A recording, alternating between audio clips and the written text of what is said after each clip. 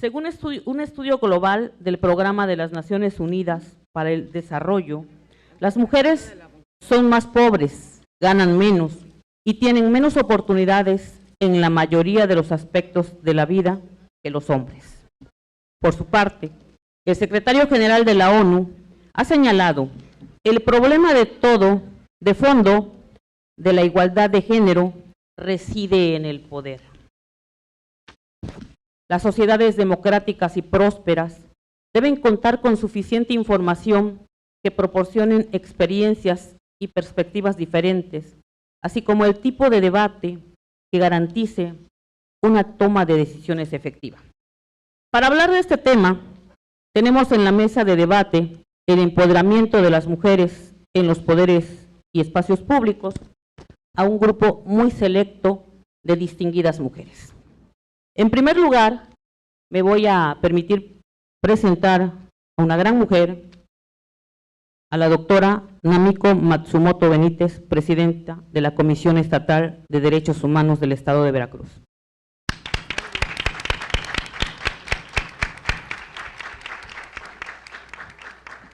A la doctora Madaí Merino Damián, consejera presidenta del Instituto Electoral y de Participación Ciudadana de Tabasco.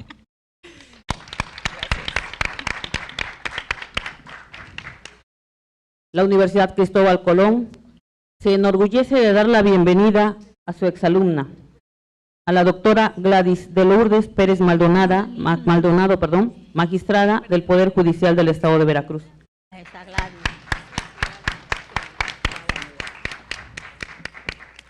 A la maestra Palmira Tapia Palacios, presidenta del Sistema Anticorrupción del Estado de México.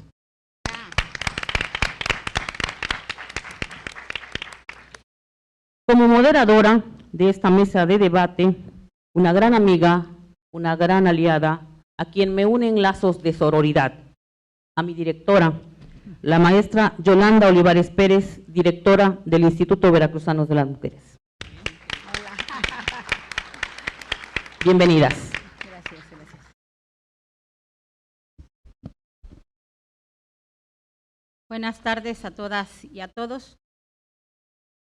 En primer lugar, reciban un saludo de nuestro gobernador, el ingeniero Cuitlahua García Jiménez, quien precisamente hace 2 meses emitió la estrategia de cero tolerancia a la violencia contra las mujeres. Es un privilegio estar en la Universidad Cristóbal Colón como moderadora en una mesa de análisis de un tema sustantivo para el desarrollo de nuestro país, la igualdad política, y compartir las visiones de 4 mujeres decisoras públicas que disertarán el tema desde su experiencia y conocimiento. Namiko Matsumoto Benítez, Madaí Merino Damián, Palmira Tapia Palacios, Gladys Pérez Maldonado. El reconocimiento de los derechos políticos de las mujeres ha tenido que transitar por movimientos muy importantes, en especial el feminismo. Cuestionó no solo una cultura dominada por el hombre, también trastocó de raíz las bases del pensamiento occidental al denunciar el espacio privado doméstico como un sitio donde se coloca a las mujeres en un plano de inferioridad. Y por supuesto a los hombres en los espacios de toma de decisiones públicas. Las reformas a las leyes electorales, por ejemplo en materia de cuotas, fueron acciones afirmativas, pues que abonaron a esta igualdad. Hoy ya no tenemos cuotas, hoy tenemos paridad de género como un principio constitucional. Sin embargo, con la paridad, hoy enfrentamos un nuevo reto, la violencia política en razón de género. De forma individual o grupal, tiene por objeto o por resultado menoscabar, anular, impedir, obstaculizar o restringir los derechos políticos de las mujeres. Es cierto que tenemos un avance normativo importante, he sido testiga de ese avance, tuve el privilegio de trabajar en el Congreso del Estado y coadyuvar en esa creación de leyes para garantizar a las mujeres el ejercicio pleno de sus derechos. Estamos en un momento histórico del feminismo, y de producción de leyes con perspectiva de género, que no podemos claudicar en la exigencia de una igualdad sustantiva. Esa que se da cuenta en los hechos, en la que llega la vida de las mujeres día a día. No solamente en la que se da en espacios de reflexión aquí, ni en las teorías de género, que son muy importantes, pero necesitamos llegar a la vida de las mujeres de día a día. Tenemos que fortalecer la vinculación institucional para, desde el ámbito de competencia de cada instancia, accionemos de manera coordinada para que las mujeres accedan en los hechos a sus derechos políticos y que la violencia política en razón de género sea sancionable y se consideren los efectos negativos que tienen en la vida de las mujeres y que incluso por no encontrar justicia prefieren renunciar a sus cargos. Les daré la dinámica a las compañeras participantes. Tendrán un tiempo de 8 minutos por ponente. O sea, nada. Y al concluir la cuarta compañera, tendremos una sesión de preguntas y respuestas. Después tendrán 2 minutos por ponente para ir respondiendo las preguntas y al final haremos como un resumen de la participación. Digo que será complicado con todo lo que puedan decir estas grandes mujeres, pero estaremos tomando nota para con ustedes trabajar una conclusión, o más que una conclusión, un resumen, una reflexión. Y pues con eso terminaríamos. Entonces vamos iniciando con nuestra primera ponente. ¿Y nos dice?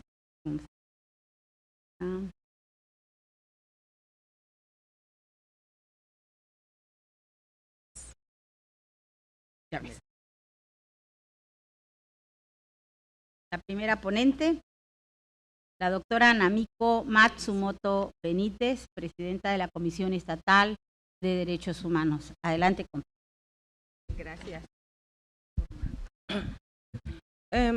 Bueno, más bien, en principio quiero agradecer, por supuesto, a la Universidad Cristóbal Colón por ser el anfitrión de este evento que nos convoca, que nos une aquí, y además que me siento súper contenta y privilegiada de compartir este espacio con grandes mujeres a quienes respeto, admiro y con quien además me une una gran amistad.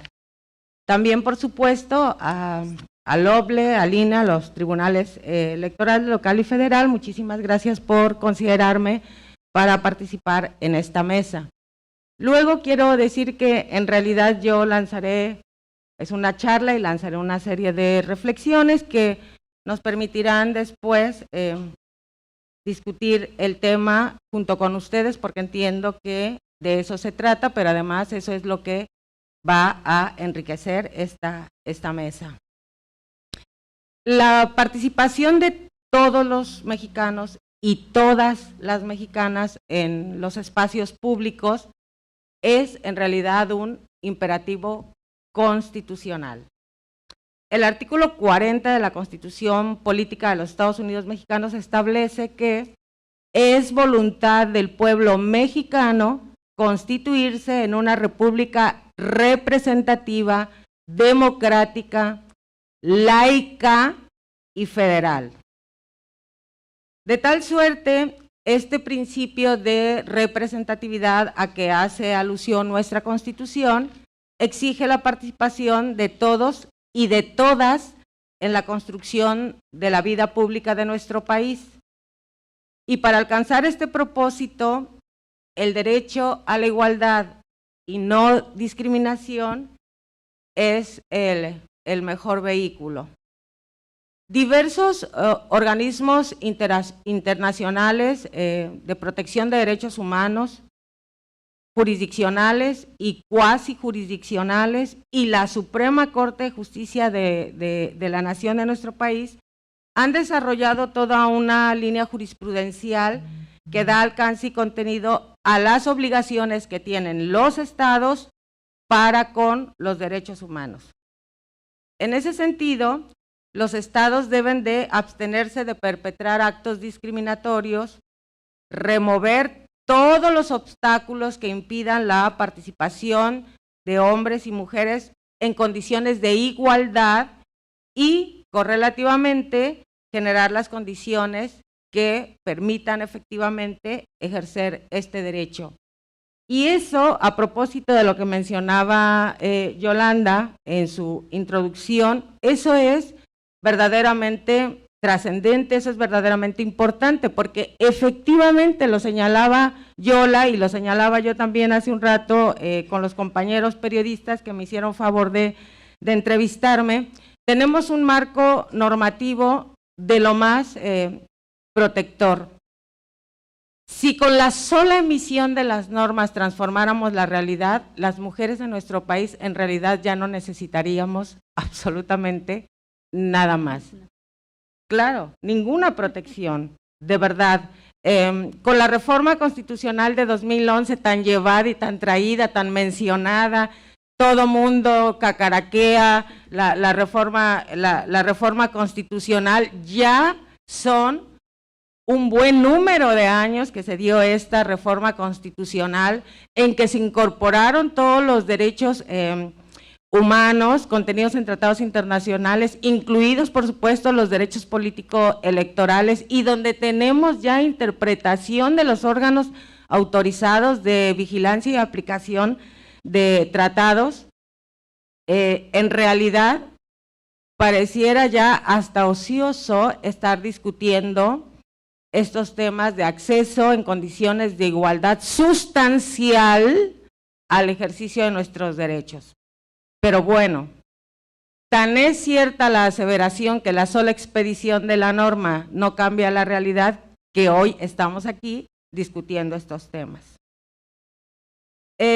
Hablaba yo de la obligación que tienen los estados de generar estas condiciones de igualdad sustancial, no solo formal, y precisamente en este último supuesto es que las acciones afirmativas se constituyen como una herramienta que permite precisamente combatir la desigualdad y a la par construir un mundo más equitativo.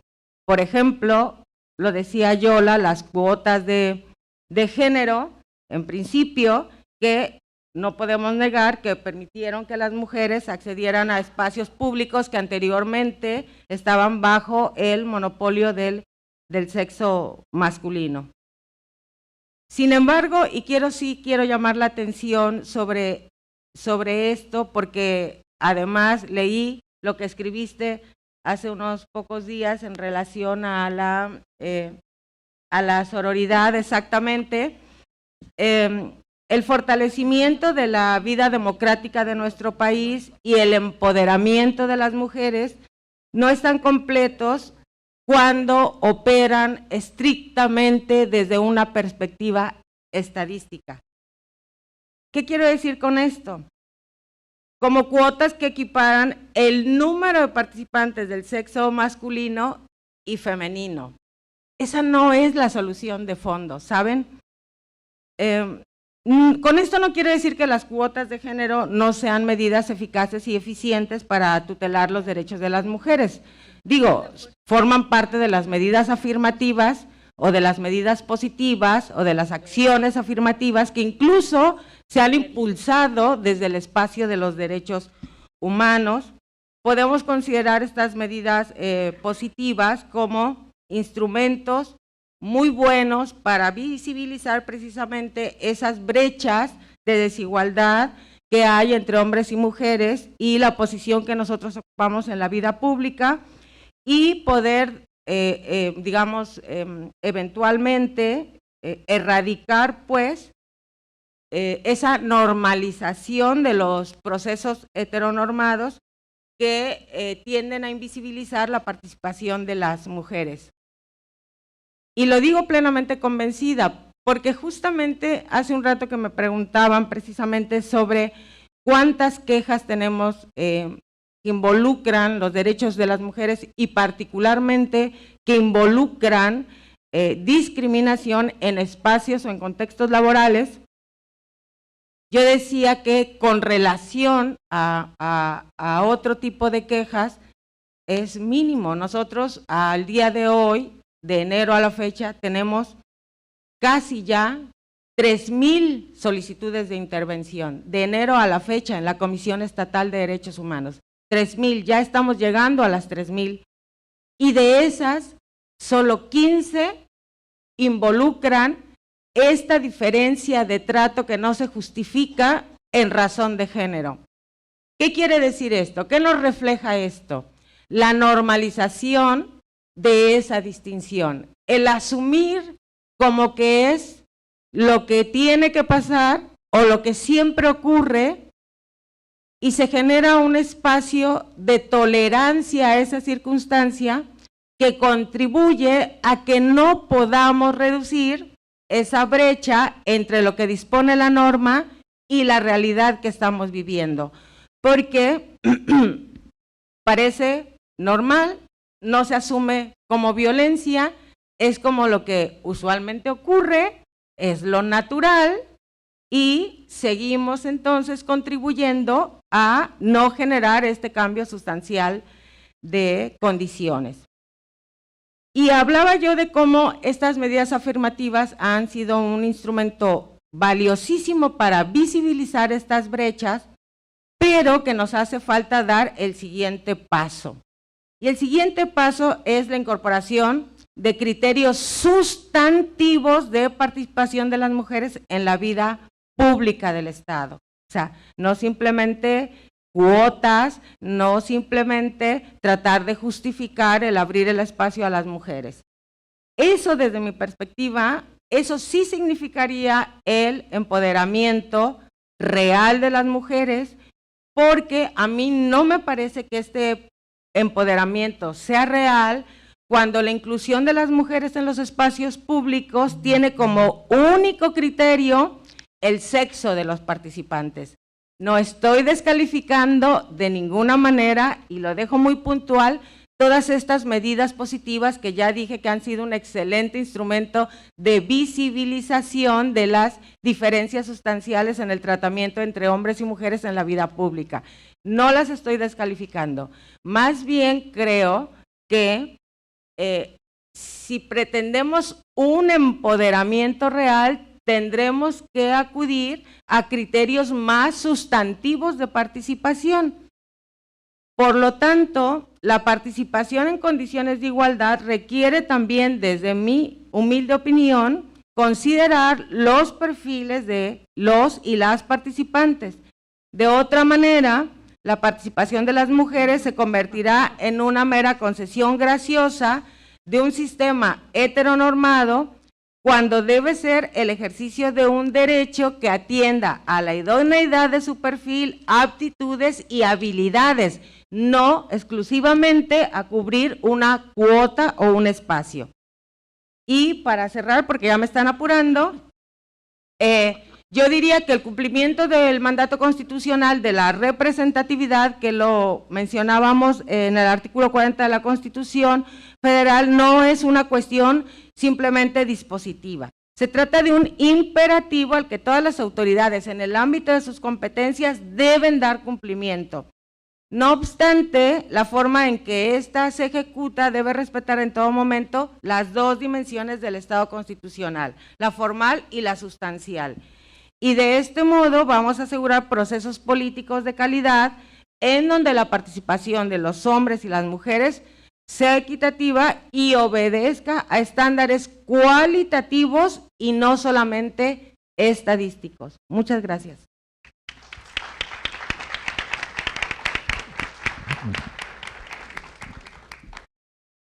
Muchas gracias, doctora. Tiene la palabra la consejera presidenta del Instituto Electoral y de Participación Ciudadana de Tabasco, maestra Maday Merino Damián. ¿Qué tal? Muy buenas tardes. Primero que nada, agradecer muchísimo al licenciado Alberto, director de la Facultad de Derecho. Por supuesto,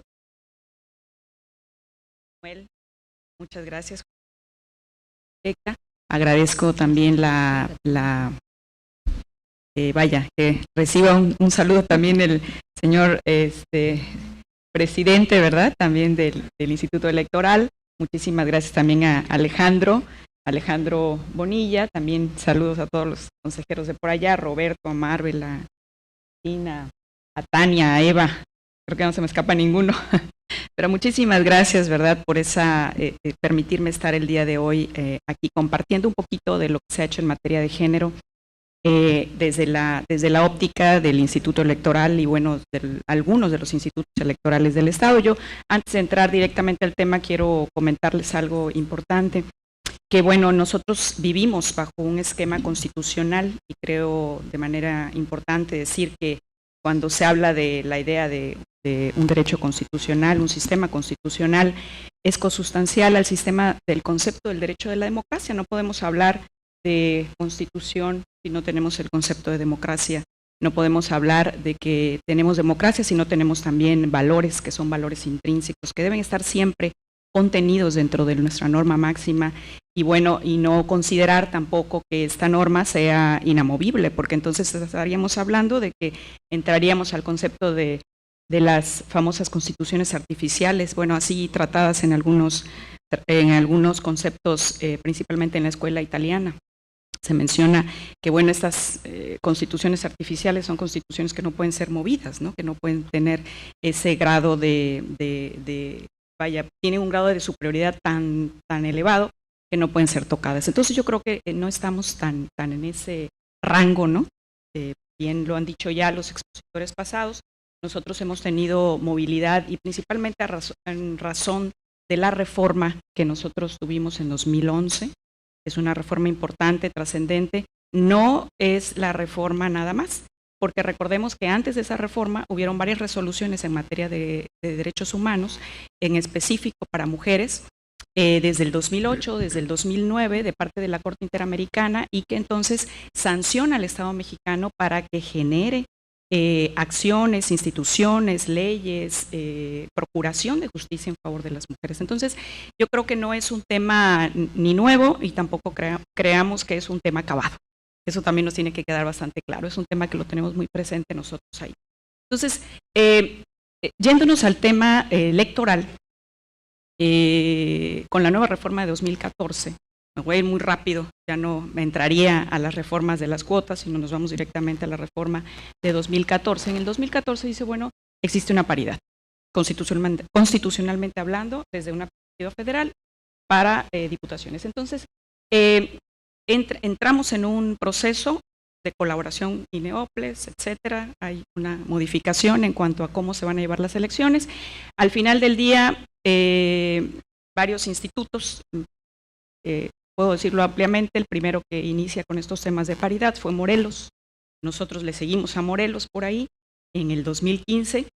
No pudimos hacer la acción fuertemente porque no teníamos la normativa, pero posteriormente el tribunal dijo sí es procedente la paridad, y, bueno, al final de cuentas Tabasco, igual que Morelos, entramos en el tema de paridad desde la primera elección de 2014-2015, que fue el primer proceso electoral con esta nueva reforma. Entonces ahí se inician trabajos. Estos trabajos tienen que ver con el fortalecimiento de lo que significa el tema paritario. El tema paritario era la participación. En primer momento era la posibilidad de que pudiera existir tanto hombres como mujeres, no solamente en diputaciones, sino también en lo que conocemos como municipios, que también pudiera existir el 50-50. ¿Y para qué? Para poder decir que, bueno, participan mujeres y participan hombres. Tuvimos muchos temas complejos ahí, sí, por supuesto. Una, no existía ninguna reglamentación al respecto. Tendríamos que haber hecho normas nosotros. Otra que fue como un rebote, porque estaban acostumbrados a que la mayoría pues eran varones, y entonces cuando les dice la sala, pues ¿sabes qué? Pues no, tiene que ser también, sí, yo tengo 17 municipios, tiene que ser un 8-9, y el 9 debe ser mujeres, ¿no? Ellos obviamente lo querían que el 8 fuera mujeres, el 9 fuera hombres, etcétera. Entonces, por ahí se enfrentaron muchos temas, se enfrentaron muchas acciones, y ¿qué es lo que nosotros obtuvimos? Bueno, se lleva a cabo la elección, sigue estando mayoritariamente el tema masculino dentro de las representaciones ya, Pero en la siguiente elección, me voy muy rápido, pero en la siguiente elección nosotros hicimos varios ajustes en este esquema de participación de las mujeres. Y bueno, lo voy a leer muy rápidamente cuáles fueron esas acciones, porque no nos daría tiempo de más. ¿Cuáles son las acciones importantes que nosotros tenemos que tener en cuenta en este tema paritario? Primero, se generaron bloques de competitividad. Se hizo, los bloques de competitividad, yo creo que también aquí en Veracruz se hizo, es hacer un cálculo a través de 3 bloques, donde los partidos políticos, de acuerdo a la elección anterior, tenían los números y sabíamos dónde habían quedado en primero y dónde habían quedado en segundo lugar. Entonces, se les tenía que dar prioridad al género que había sido menos pues beneficiado, ¿sí? La horizontalidad significaba que nosotros ya conocíamos la paridad vertical y teníamos el presidente municipal, pues síndico iba a ser mujer y hombre, mujer, hombre, mujer. Pero no teníamos la horizontalidad. Si nosotros tenemos, en el caso de Tabasco, tiene 17 municipios, pues tendríamos que contar con que tendrían que ser la mitad hombre y la mitad mujer, pero bueno, no teníamos nosotros para una mitad. Entonces, el número excedente tenía que ser mujer y así quedó. La alternancia de géneros, que bueno, esa ya la conocemos bastante bien, que viene un hombre, viene una mujer. La homogeneidad en las fórmulas, la homogeneidad es para evitar el tema de las Juanitas, ¿verdad? Entonces, la fórmula debe estar integrada por el mismo género. Pero nosotros ahí pusimos que si era hombre, sí podía estar integrada por una suplente mujer. Entonces ahí es como una acción afirmativa, ¿no? Tenemos también la verticalidad, que ya lo habíamos mencionado, el número impar de las planillas, y en el caso de las candidaturas de representación proporcional, también teníamos el tema de que estas listas debían estar encabezadas, si encabezaba el presidente municipal, las listas de RP debían estar encabezadas por una mujer. Porque así, si él no ganaba, bueno, ella tenía la posibilidad de entrar rápidamente, entonces no era un hombre-hombre, sino era un hombre. Si no ganaba él, bueno, quedaba una mujer. Entonces, ahí estábamos dando un poquito más de posibilidades para que accedan. También se aplica las reglas de homogeneidad en las fórmulas y en el caso de las postulaciones de candidaturas de diputados se realizará una suma de los porcentajes. Nosotros tenemos 2 circunscripciones y en la circunscripción de mayor votación, bueno, tendría que quedar siempre una mujer, y en la de menor un varón, dependiendo del partido político. Entonces, esas es en resumidas cuentas las acciones que nosotros implementamos. Ahora, ¿cuáles fueron los resultados? Los resultados para esta elección fueron bastante positivos porque nosotros tenemos en lo que es las diputaciones, tenemos 35, son 21 distritos por MR y 14 por RP, pero al momento de las asignaciones queda siempre una mujer más. Entonces ahí tendríamos nosotros un beneficio bastante interesante a nivel república. Estamos dentro de los estados que mayor, no solamente participación, sino mayor posiciones de mujeres hay en lugares en posiciones de poder. Y lo mismo nos sucede en las presidencias municipales. En las presidencias municipales efectivamente quedaron de la siguiente manera, o sea, insisto, tengo 17, pero al momento de las votaciones quedan lo que son 10 hombres, 7 mujeres, pero al momento de hacer el conteo total de los regidores y los síndicos, nosotros tenemos mayor número de mujeres participando y el menor número es de hombres. Bueno, ya no me queda nada. Bueno, lo único que sí les quiero decir que bueno, hay muchas cosas todavía por revisar y una de las cosas por revisar es que nosotros tenemos que tener siempre mecanismos de evaluación. Eso es algo que no tenemos. Aparte, nosotros tendríamos que tener también herramientas necesarias para valorar efectivamente lo que significa la violencia política de género o la violencia, porque son rangos diferenciados. Entonces tendríamos que tener muy claro qué significa cada uno. Y son temas que también están por ahí fuera de contexto. Y bueno, los que ya han sido considerados como temas de violencia, bueno, ¿qué ha sucedido con la víctima? Parece que es un tema que también ha quedado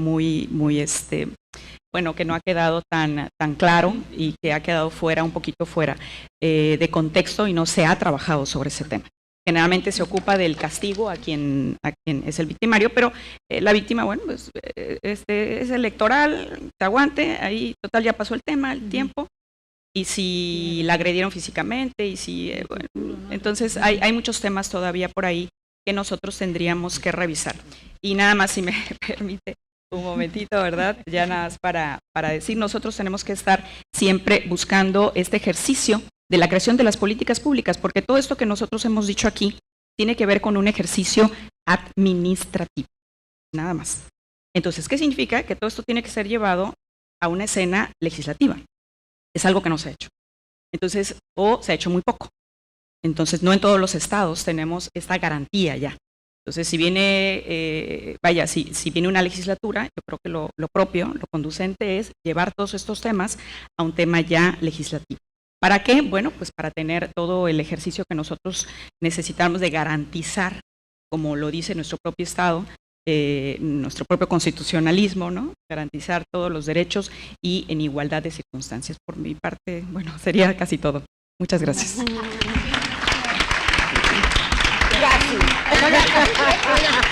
Sí, casi. Ya desde aquí empieza la violencia. Perdón, no me vayan a acusar. Qué pena. A continuación, escucharemos a la maestra Palmira Tapia Palacios, del Sistema Anticorrupción del Estado de México.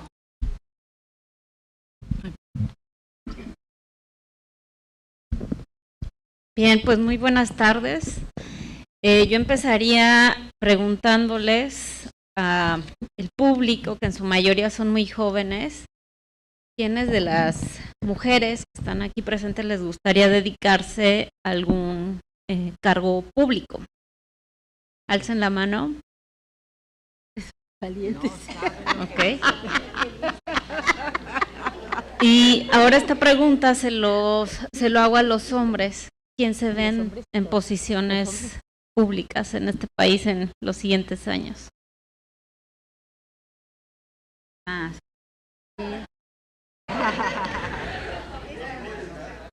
Bueno, veo para alcalde. Un mayor número de hombres que se ven ocupando estos espacios, y después de mi breve intervención espero disuadir a algunas de ustedes para que consideren una opción laboral estos espacios públicos.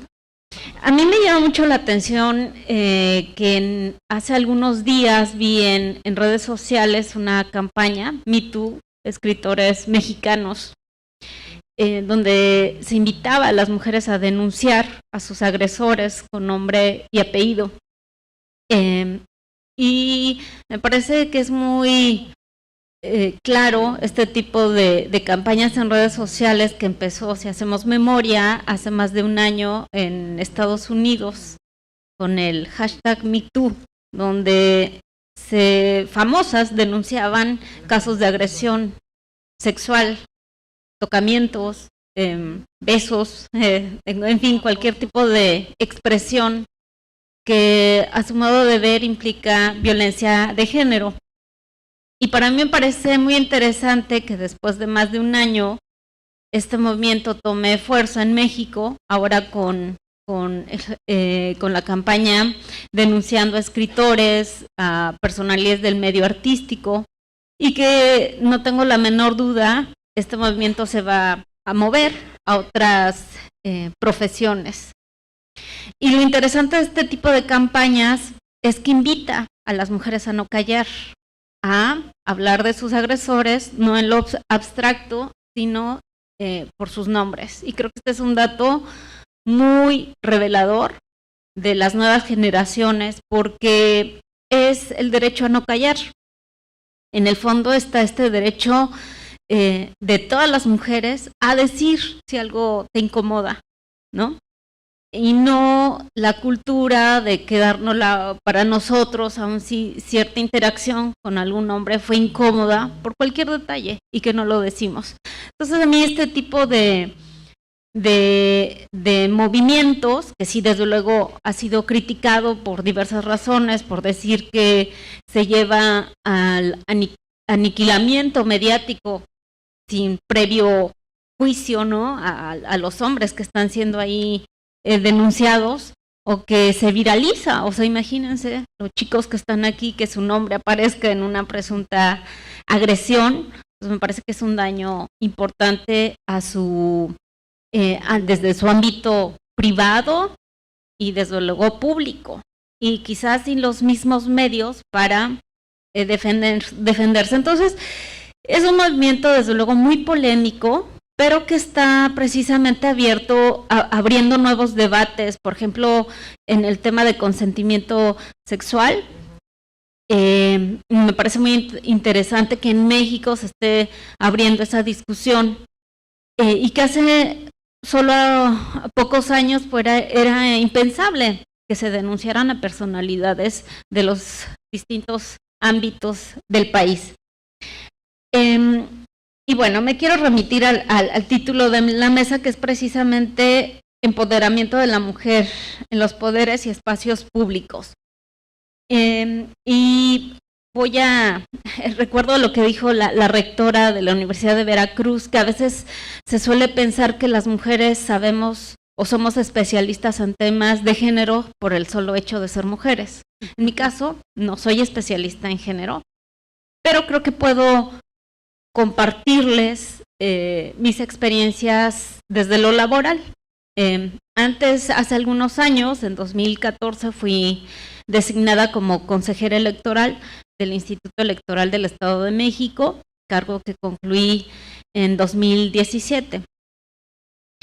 Y para mí fue un cambio muy importante de vida. Yo viví en la Ciudad de México, donde tuve la enorme fortuna de conocer y de compartir, de ser compañeros de trabajo con el consejero Juan Manuel Vázquez Barajas, y fue un cambio muy importante para mi vida moverme de la Ciudad de México a Toluca.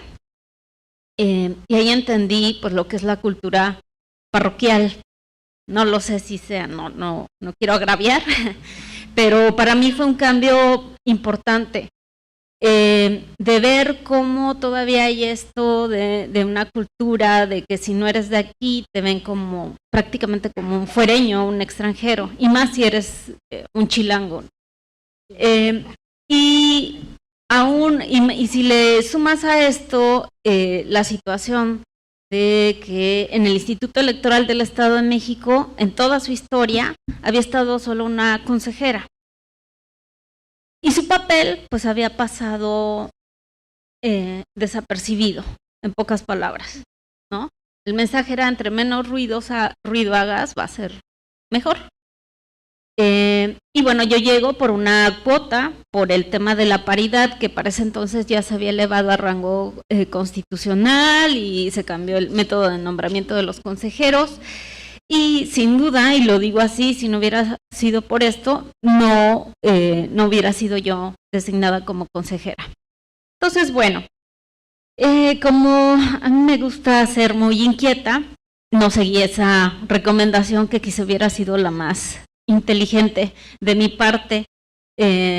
Y a los pocos meses de ser nombrada consejera, teníamos enfrente un proceso electoral de selección de presidentes municipales y legisladores del Estado de México.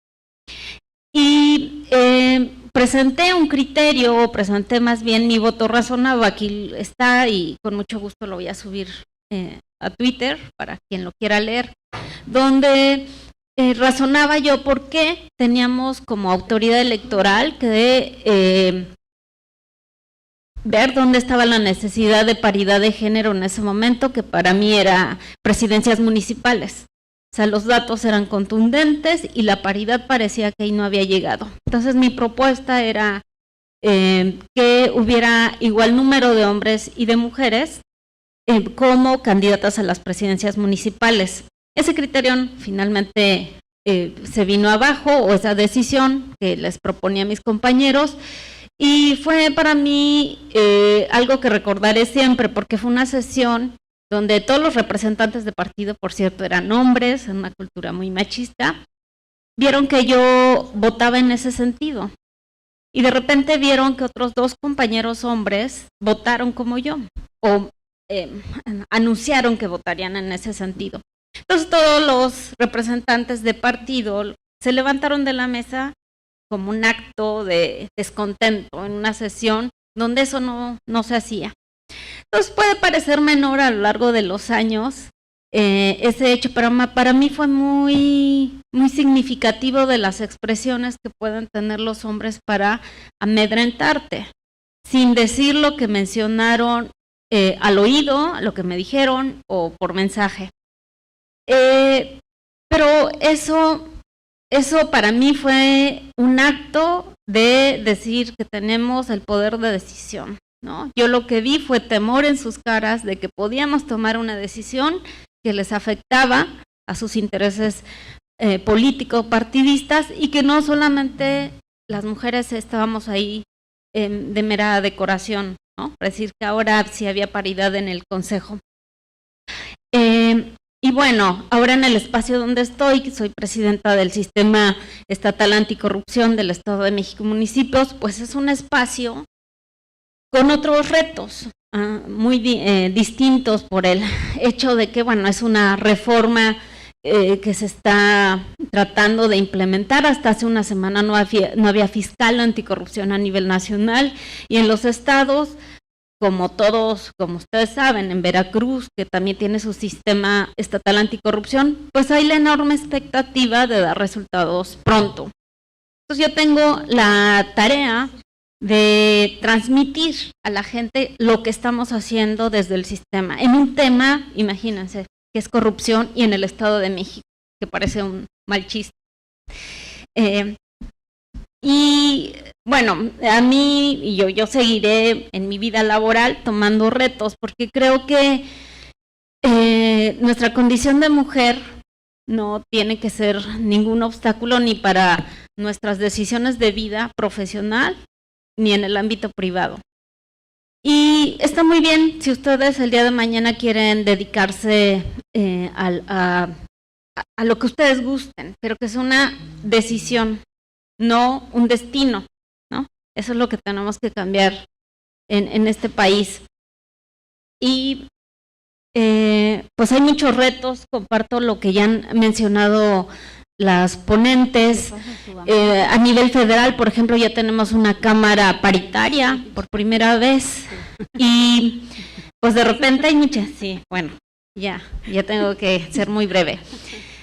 Siguen muchos retos, por ejemplo, las decisiones que hubo en términos de presupuesto y la decisión que tomaron los legisladores, por ejemplo, en temas de las instancias infantiles, pues fueron también mujeres legisladoras que votaron en cierto sentido. Entonces también ahí hay otro debate muy interesante, que el hecho de que lleguen mujeres quizá no significa que deban legislar a favor con perspectiva de género, o quizá debería ser así, y ustedes como votantes pues tendrán que calificarlo o evaluarlo a sus mujeres representantes si legislaron de manera diferente.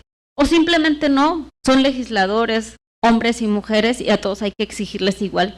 En fin, son muchos debates abiertos, y termino quizá con el tema con el que empecé. Para mí, desde luego son importantes los cambios institucionales, pero también los que tienen que ver con la cultura, ¿no? Y que esos son pues a largo plazo, no son desde luego instantáneos, pero en ustedes pues está desnormalizar muchos procesos que nosotros pensábamos que era lo habitual, ¿no?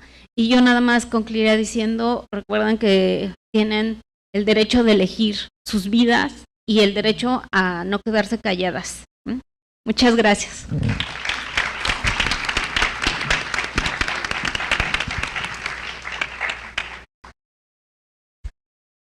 Muchas gracias, Palmira, por esas reflexiones tan importantes. Nuestra siguiente ponente es la magistrada Gladys Pérez Maldonado, del Poder Judicial del Estado de Veracruz. Te escuchamos, Gladys.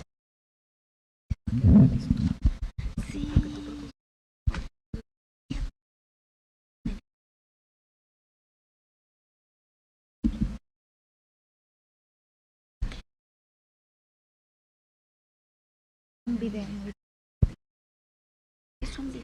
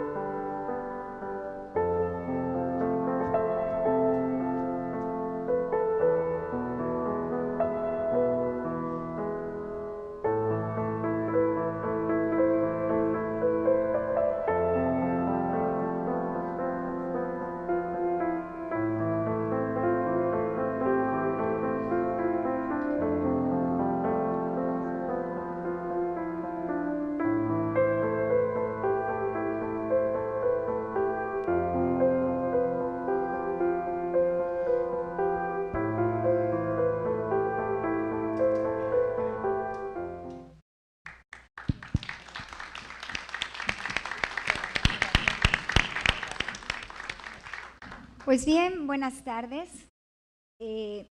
Agradezco la invitación a mi casa de estudios de nuevamente acogerme en estas instalaciones, lo cual me hace sentir muy orgullosa.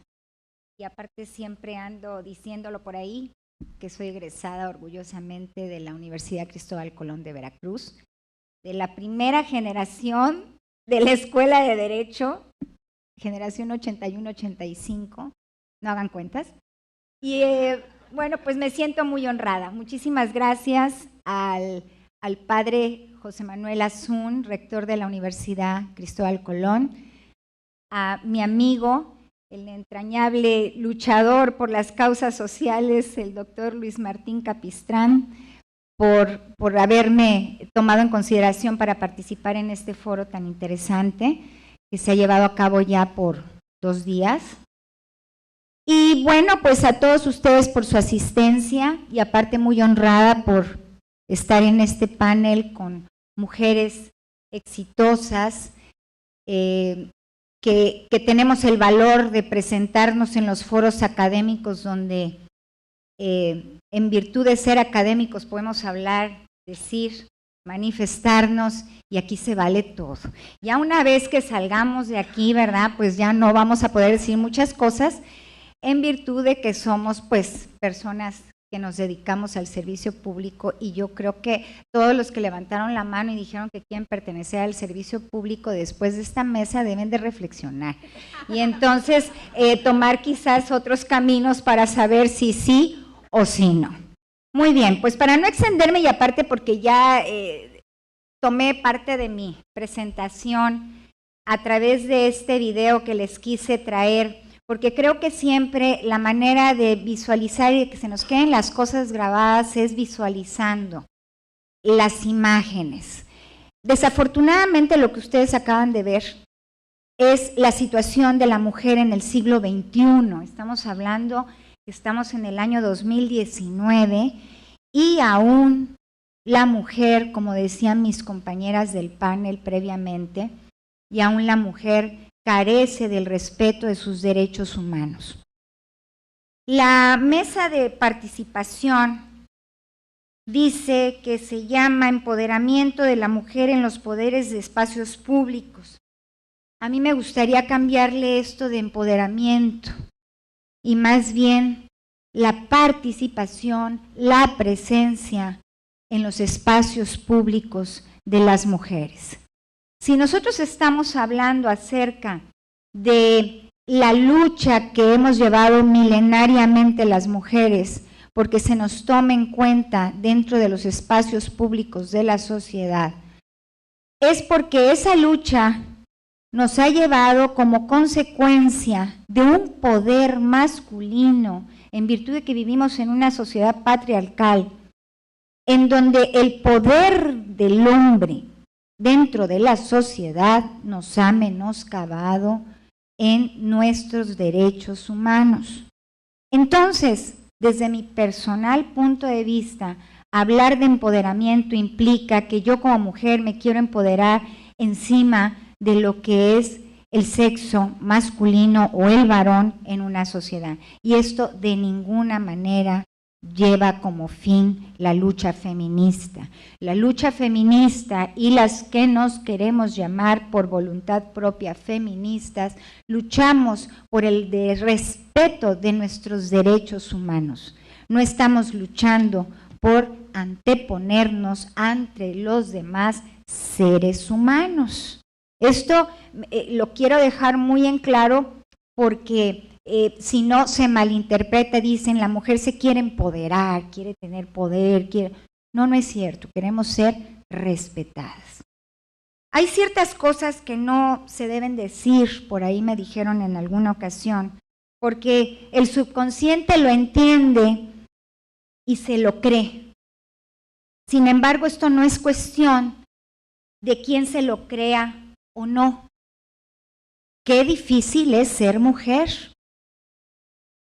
Cada mañana que despierto, agradezco de ser quien soy y comienzo mi día organizando mentalmente las ocupaciones del hogar, las del trabajo Y después de varias actividades rutinarias como tomar café, revisar las redes, organizar mi día del hogar, del trabajo, hacer algunas llamadas, quedo lista, y así se los voy a decir, quedo lista para salir a la jungla que me enfrento todos los días.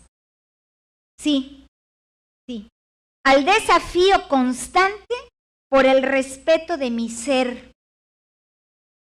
¿Lo habían pensado así de alguna manera? ¿Hombres, mujeres?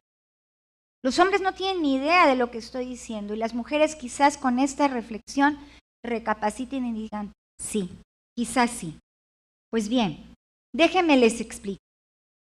Soy una mujer que día a día lucha por la igualdad de oportunidades y el respeto para sí misma. Y quienes me conocen de años no me dejarán que diga yo una mentira. Crecí en una familia 100% feminista de sus tiempos, en la que nunca me discriminaron por ser mujer y siempre me enseñaron que mis derechos tienen que ser respetados por los demás. Que yo tengo un valor en la sociedad por el hecho de ser y estar. Y que para merecer en la vida profesional y personal debía prepararme para llegar a ser competitiva respecto de los demás, sin distinguir hombre o mujer. Me enseñaron con el ejemplo que nada es gratis. Así surgí como profesionista, como esposa, madre y entonces a vivir la realidad de la vida. La mujer por costumbre y estereotipos sociales se ha ubicado en actividades, y lo digo entre comillas, de poco esfuerzo. Y lo pongo y lo señalo entre comillas porque, como yo sostengo, son actividades de mucha responsabilidad, como administrar el dinero del hogar, estar pendiente de la educación de los hijos y todo lo que conlleva las actividades domésticas. Veo con agrado que las mujeres de las nuevas generaciones, las millennials, superan diariamente estos estereotipos de género. La sociedad ha evolucionado. Esa sociedad en la que yo crecí y algunos de los que estamos aquí ya no es la misma. Ahora se habla de los derechos de las madres solteras, de la despenalización del aborto, que ese es otro tema. No es la legalización, es la no criminalización de la mujer por cometer un aborto, que es muy diferente. De la diversidad de preferencias sexuales, entre otras cosas, y rapidito termino, también se comenta y se toma nota en los medios de comunicación, en los congresos locales y en el Congreso Federal, el aumento de la violencia en contra de la mujer. No me gusta señalar estadísticas, como lo comentaba hace unos minutos con mi compañera Namiko, oficiales de violencia de género. No mencionaré cuántas mujeres mueren diariamente por el solo hecho de ser mujeres, cuántas mujeres son acosadas laboralmente, cuántas mujeres son discriminadas para acceder a una oportunidad laboral en el día, cuántas mujeres luchan para que su voz sea escuchada en sus lugares de trabajo y cuántas mujeres se quedan calladas para no ser relegadas de las reuniones, pues las consideran incómodas y en ocasiones rijosas, y no solamente por varones, sino también con sus congéneres. Qué difícil es ser mujer, compañera, qué difícil. En la vida política, pues podemos decir que el año pasado, en julio del 2018, tuvimos un resultado benéfico para las mujeres. Se obtuvo la paridad de género del Congreso. En el Congreso Federal y en el Congreso del Estado se obtuvo la paridad de género. Pero esta integración todavía nos queda de ver y los resultados están por verse. Las féminas que los integran poca participación propositiva han tenido. Solo algunas han destacado de manera brillante y seguimos en espera. No queremos imaginar que las demás son acosadas por la misoginia para mantenerse calladas. Por ahí lo decía otra compañera de la mesa del panel. Las mismas mujeres votaron porque se desaparezcan las estancias infantiles. Entonces están votando en contra de los mismos derechos humanos que la mujer tiene de poder trabajar, desarrollarse y tener a sus hijos bien cuidados en manos de gente profesional.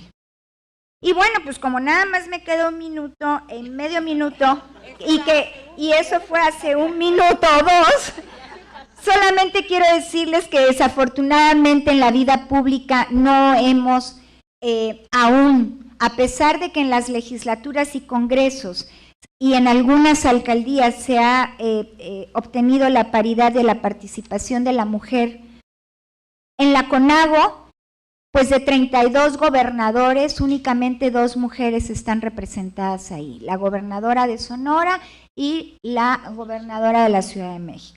En el caso de la CONATRIP, que es la Comisión Nacional de Tribunales Superiores de Justicia de los Estados Unidos Mexicanos, de 32 presidentes integrantes de la CONATRIP, únicamente 7 mujeres participan como presidentas. En el estado de Veracruz nunca ha habido una mujer presidenta del Tribunal Superior de Justicia y gobernadora tampoco, por supuesto, ¿no? ¿Cuánto tiempo? La Suprema Corte de Justicia de la Nación, bueno, en 200 años únicamente 12 mujeres han llegado a ser ministras de la Suprema Corte. Actualmente de 11 ministros, únicamente 2 mujeres participan ahí. ¿Cuánto tiempo más tenemos que esperar para la paridad? ¿Cuánto tiempo más tenemos que esperar para que a la mujer tenga mayor representación en los espacios públicos? Y concluyo diciendo, pues, qué difícil es ser mujer. Muchas gracias.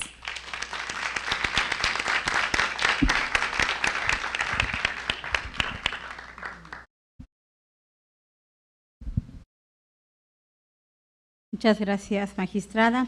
Continuamos con la lectura de preguntas y, por supuesto, las respuestas de nuestras panelistas. Solamente tenemos 3. Concluimos y si alguien de manera directa, personal, quiere hacerlo, está a la disposición.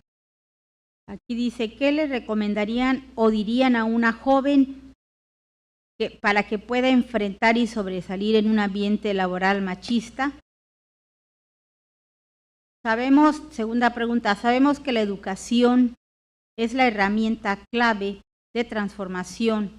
Sin embargo, ¿cómo podemos hacerla efectiva a fin de que las mujeres pertenecientes a los pueblos indígenas reconozcan sus derechos y puedan luchar por los mismos en diversas áreas de expresión o en cargos públicos? Tercera pregunta, ¿qué acciones se deberían tomar para los casos que han ocurrido en Oaxaca, donde mujeres que han ganado elecciones son obligadas a dejar el cargo? ¿Y qué acciones se deben tomar para que esto no vuelva a ocurrir? Entonces, no sé si quieren, yo voy diciendo el de elecciones, la compañera. Aquí el tema de la educación es la herramienta clave de transformación, no sé si nuestra compañera del sistema corrupción, y qué recomendarían o dirían a una joven, se la damos a doctora Namico, y aquí, si después de estas respuestas tienen otras preguntas, aquí está abierta las compañeras. Entonces,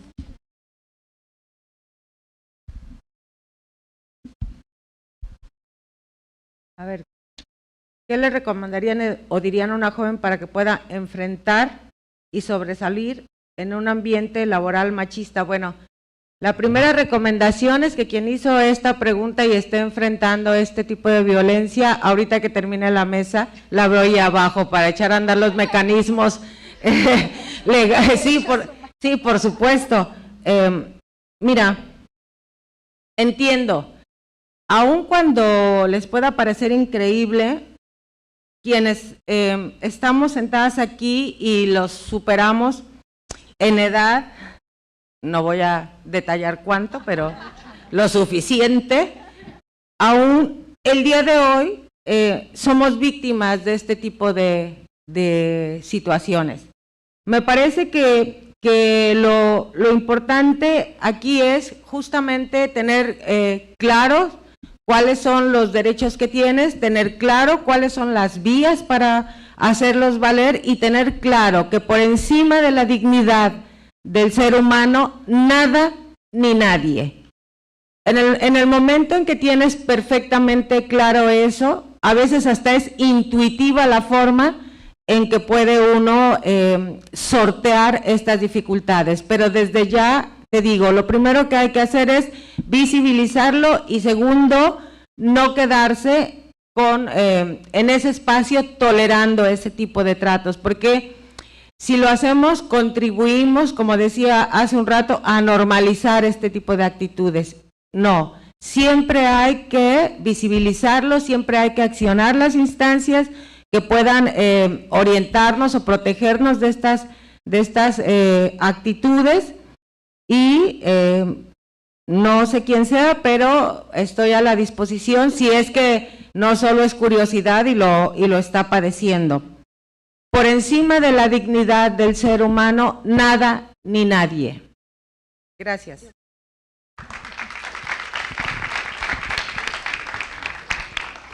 Hay un refrán que utilizamos mucho cuando trabajamos. Trabajo mata grilla. En relación a esta pregunta. Y yo diría, la preparación nos da fortaleza. Las mujeres, aún ahora y en este momento, tenemos que prepararnos para demostrar que nuestra capacidad profesional es lo suficiente para estar en el lugar de trabajo. Nosotros, por el hecho de ser mujeres, no merecemos un puesto de trabajo, lo merecemos si estamos capacitados y preparadas. Nada es gratis, como yo se los dije hace unos momentos. Y nosotras que estamos aquí, y al menos conozco a dos de mis compañeras entrañables, hemos sido compañeras de cursos, de diplomados, de maestrías, y estoy segura que mis otras dos compañeras del panel también están preparadas académicamente lo suficiente y en exceso. Porque si no lo hacemos, las mujeres no podemos hacernos respetar profesionalmente. Nuestra sociedad todavía es patriarcal. No me gusta llamarle machista, pero es patriarcal. Aún. Luego entonces tenemos que prepararnos para demostrar que tenemos capacidad y que nosotros valemos por lo que somos, pero aparte también por nuestra preparación. Esa es la manera de combatir, independientemente de lo que dice mi compañera Namiko, de que bueno, si hay algún menoscabo en la dignidad de la persona, y ahí ya está yendo más allá. Pero siempre vamos a estar en un ambiente de varones, aún ahorita. Luego, entonces, ese sería mi comentario y sería mi consejo. Prepárense, estudien. No consideren que porque hay una lucha de igualdad y de equidad de género, ya a nosotros nos pertenecen los lugares públicos o los lugares de trabajo. No es cierto. Si no tenemos preparación, no los merecemos. ¿Ok? Muchas gracias.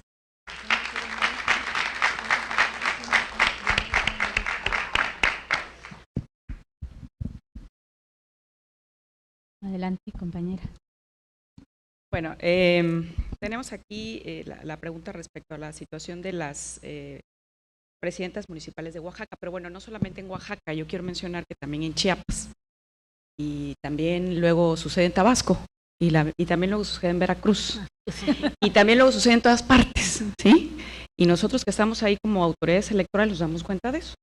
¿Qué sucede? Que y es en cierta manera lo que menciona la magistrada tiene un grado de responsabilidad el hecho de que, bueno, digas tú esto, yo no estoy preparada, pero muchas de las presidentas municipales que llegan no tienen ni la primaria, lo digo muy claramente, y tienen posiciones de poder, ¿sí? Sus comunidades han votado por ellas. la gente ha querido que ellas lleguen. O sea, así de simple.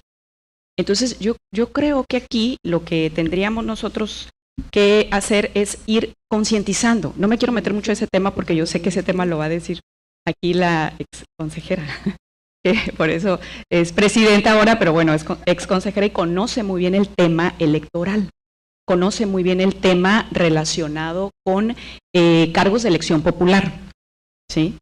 Entonces, esos cargos de elección popular, en muchas ocasiones, en las sociedades o en los municipios donde se desarrolla, mucho tiene que ver cuánto se ha trabajado para que se respete culturalmente ese derecho, ¿no? Entonces, son muchos aspectos, no nos daría el tiempo, la verdad, no nos daría el tiempo para decir qué le podemos decir o qué se puede hacer para que esas mujeres estén ahí.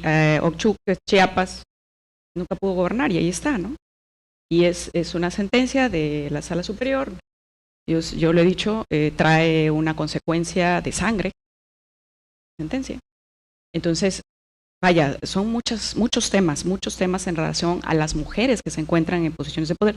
Todas las que estamos aquí, y ya lo ha dicho mucho la magistrada también, hemos tenido que hacer muchas cosas para que las cosas se hagan en razón y en favor de muchas mujeres. Yo creo que entre más mujeres seamos haciendo más cosas en favor de más mujeres y que los hombres se unan a esto también, yo creo que eso va a prosperar.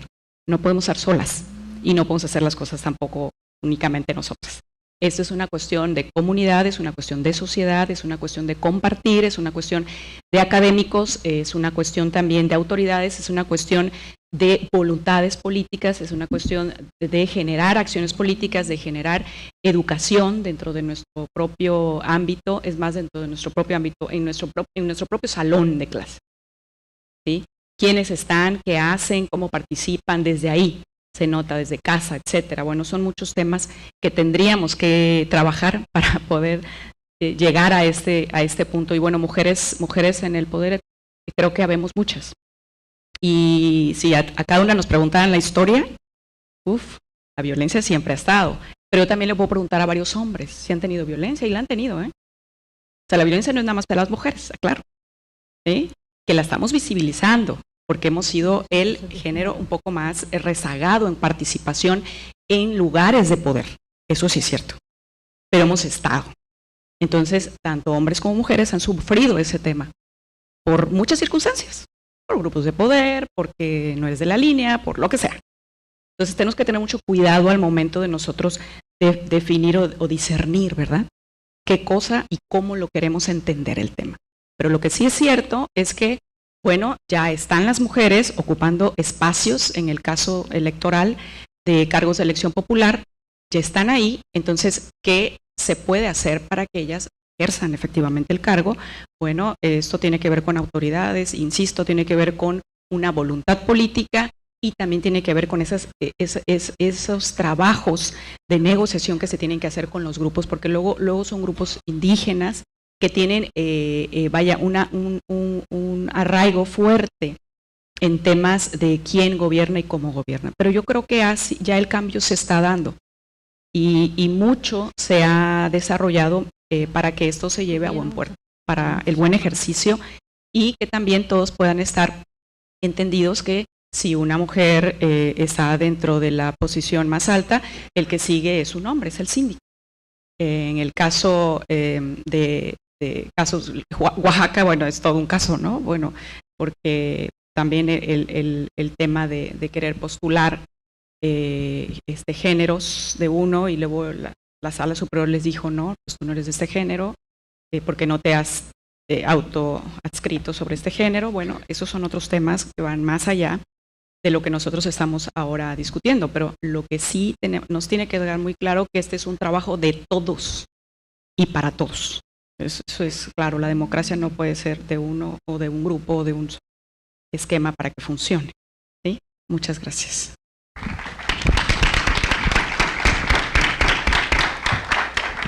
Sí, de manera breve, porque me tengo que ir y quiero comer algo rico.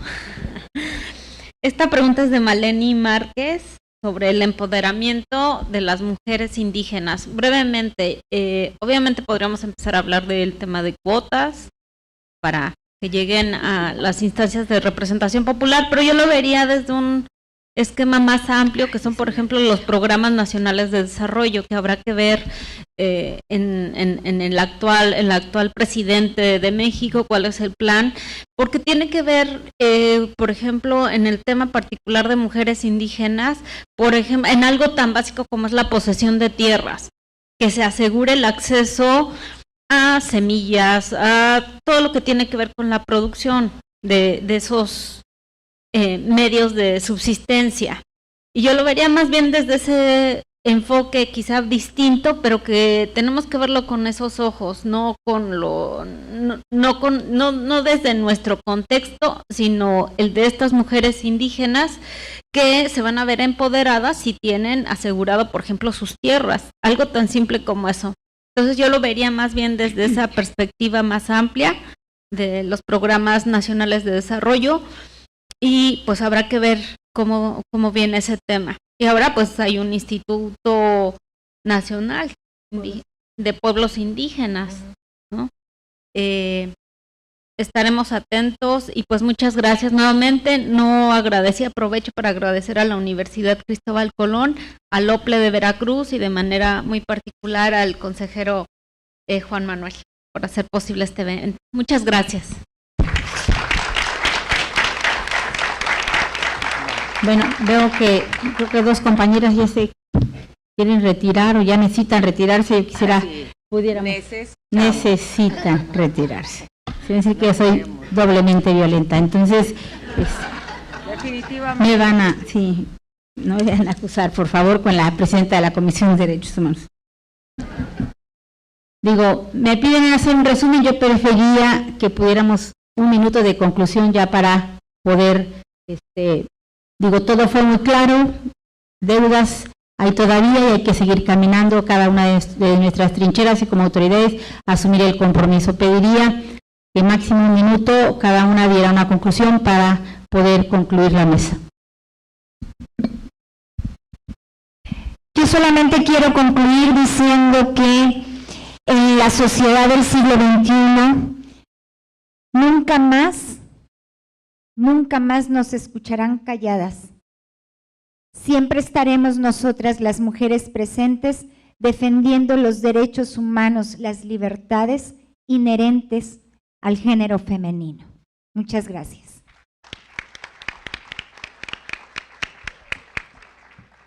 Gracias. Yo simplemente me gustaría dejar el mensaje de que tengamos claro que sí, efectivamente ha habido un gran avance en sentido formal, que es importante, por supuesto, que se aquilate y valora, por supuesto, pero que no perdamos de vista que lo más importante es que haya un cambio significativo en sentido sustancial y que eso solamente lo lograremos haciéndonos escuchar y empujando, haciendo lo necesario, empujando desde nuestras trincheras para reducir esas brechas entre lo normativo y la realidad. Así que en esa parte ustedes como jóvenes también juegan un papel importante y yo los insto, por supuesto, a que asuman ese compromiso. Muchas gracias.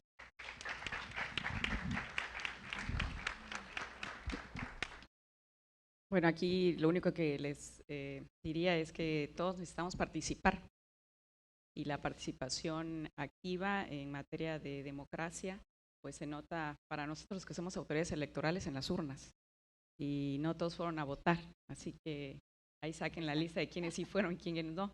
Entonces nosotros hablamos de que queremos que se hagan las cosas, bueno, pues hay que empezar por nosotros y eso sería importante decirlo.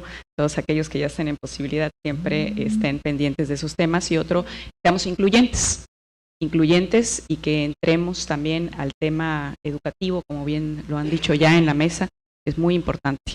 La educación en todos los ámbitos, todos los esquemas de competencia siempre va a ser importante y porque nos va a ayudar a que nuestra sociedad crezca y crezca para todos. Seamos incluyentes, es hombres y mujeres.